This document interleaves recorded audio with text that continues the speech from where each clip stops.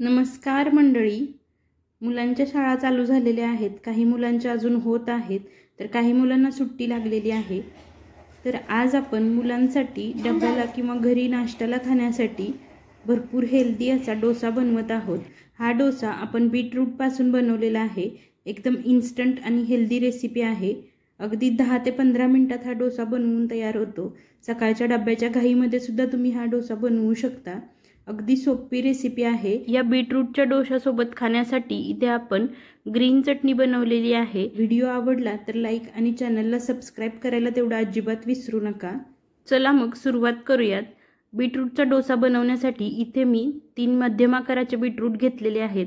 हे बीटरूट स्वच्छ पाण्याने अगोदर चांगले धुवून घेतले आणि त्यानंतर याची साल काढून घ्यायची आहे.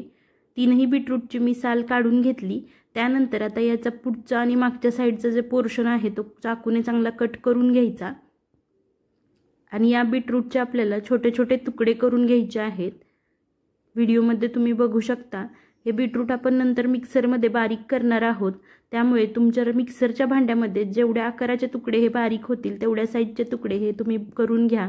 याच पद्धतीने सगळे बीटरूट मी बारीक करून चिरून घेतले.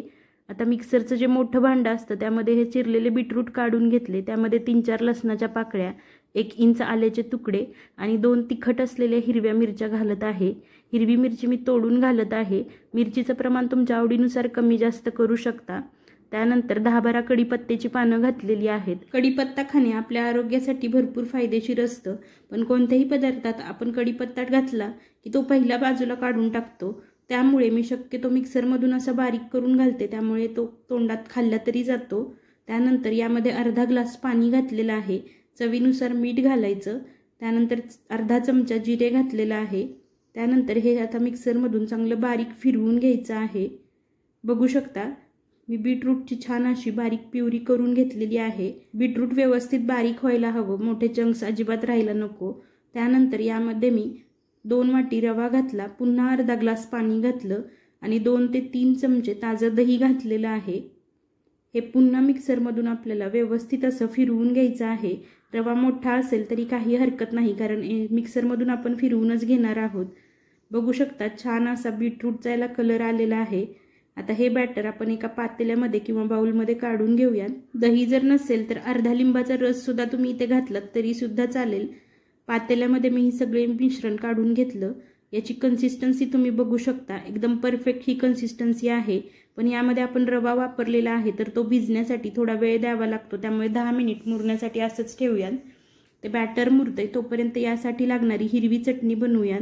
मिक्सरच्या छोट्या असलेल्या भांड्यामध्ये पाव कप ओलं खोबरं उभे काप देऊन घेतलेलं आहे. त्यानंतर अर्धा इंच आल्याचे तुकडे, 1 तिखट असलेली मिरची घेतलेली आहे. माझा मुलगा जास्त तिखट खात नाही, मिरचीचं प्रमाण तुमच्या आवडीनुसार कमी जास्त घ्या.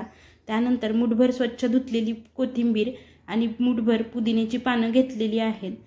त्यानंतर चवीनुसार मीठ घालायचं. चमचाभर यामध्ये साखर घालायची. अर्धा चमचा जिरे घालायचे आणि 2 ते 3 चमचे ताजं असलेलं दही घालायचं. त्यानंतर अगदी 3 ते 4 चमचे पाणी घालायचं आणि हे सगळं मिक्सरमधून व्यवस्थित असं एकदम बारीक करून घ्यायचं. तुम्हाला आवडत असेल तर 2 ते 3 चमचे भाजलेल्या शेंगदाण्याचा कूट जरी यामध्ये घातला तरी सुद्धा चवीला ही चटणी चांगली होते. बघू शकता एकदम छान अशी ही चटणी मी बनवून घेतलेली आहे. एकदम छान असा ह्याला हिरवा कलर आलेला आहे. तोपर्यंत हे बीटरूट आणि रव्याचं बॅटर व्यवस्थित असं मुरलं गेलेलं आहे. रवा छान असा भिजलेला आहे आणि थोडा फुललेला सुद्धा आहे. यामध्ये अगदी 2 ते 3 चमचे आपल्याला पाणी घालायचं आहे. ज्या मिक्सरच्या भांड्यामध्ये मी हे मिश्रण बारीक केलं होतं त्यामध्येच थोडंसं पाणी घातलं आणि ते विसळून यामध्ये घालून घेतलेलं आहे. छान असं हे बॅटर मिक्स करून घ्यायचं. बघू शकता ही एकदम परफेक्ट अशी कन्सिस्टन्सी आहे. चला आता गॅसवरती तवा गरम करायला ठेवलेला होता. तवा चांगला गरम झाला की तेल पाण्याने व्यवस्थित असा ग्रीस करून घ्यायचा. त्यानंतर यावरती बॅटर घालायचं. बॅटर घालताना गॅसची फ्लेम मंद ठेवा आणि हे बॅटर व्यवस्थित असं एकसारखं सगळीकडून पसरून घ्या. जसं आपण रेग्युलर डोसे करतो डाळ तांदळाचे त्याच पद्धतीने हे सुद्धा बॅटर व्यवस्थित असं तव्यावरती पसरून घ्यायचं. त्यानंतर आता गॅसची फ्लेम हाय करायची आणि यावरती तेल सोडून घ्यायचं. सुरुवातीला कडेने आणि मध्ये सुद्धा डोस्याचं तेल व्यवस्थित असं सोडून घ्यायचं. पहिला डोसा असल्यामुळे तव्यापासून थोडासा वेगळा करावा लागतो. त्यानंतर 15-20 सेकंदांनी हा डोसा उलटून घ्यायचा। दोन्ही साईडने छान असा खमंग आणि खरपूस भाजून घ्यायचा। मस्त असे क्रिस्पी डोसे तयार होतात। याच पद्धतीने मी उरलेलेही सगळे डोसे बनवून घेत आहे।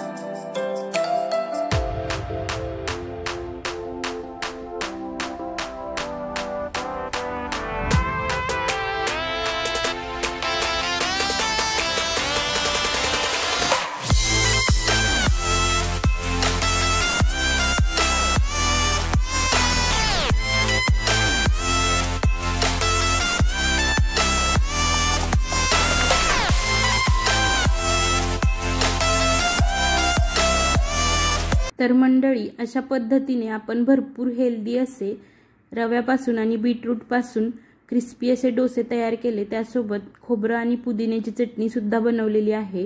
चवीला एकदम सुंदर झालं होतं। माझ्या मुलाला सुद्धा खूप आवडलं। तो पुढे तुम्हाला खाताना बघायलाच मिळेल।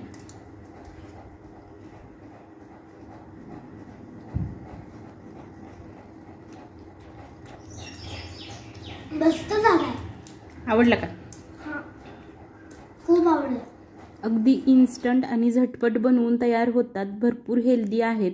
तुम्ही मुलांच्या डब्याला किंवा घरी खायला नाश्त्याला सुद्धा बनवू शकता। तुम्हाला हा व्हिडिओ आणि ही रेसिपी कशी वाटली हे कमेंट करून सांगा। आवडली असेल तर लाईक नक्की करा। माझ्या YouTube चॅनलला सबस्क्राईब करायला अजिबात विसरू नका। पुन्हा भेटूयात अशाच एखाद्या नवीन व्हिडिओमध्ये। तोपर्यंत धन्यवाद।